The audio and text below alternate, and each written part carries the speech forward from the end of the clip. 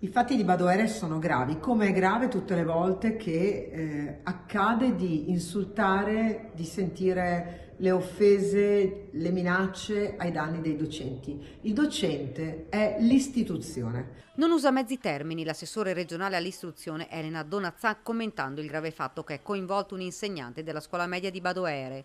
A scatenare la reazione di un gruppetto di giovanissimi la nota messa ad un alunno. Al termine della lezione la docente è stata accerchiata dai ragazzini cappeggiati proprio dal giovane redarguito. Parole gravi come "non ti devi più permettere, altrimenti te la faremo pagare". Mettiamoci in testa, lo dico anche ai genitori e agli educatori, che noi non possiamo accettare che i ragazzi facciano atti di ribellione, non vi è alcuna ragione.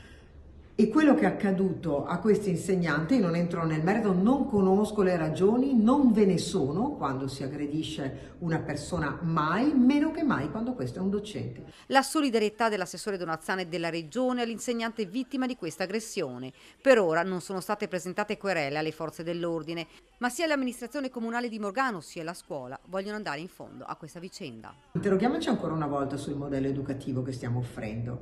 Peraltro, no alle sospensioni, devono venire a scuola a fare lavori socialmente utili davanti ai loro colleghi studenti, perché chi sbaglia deve pagare.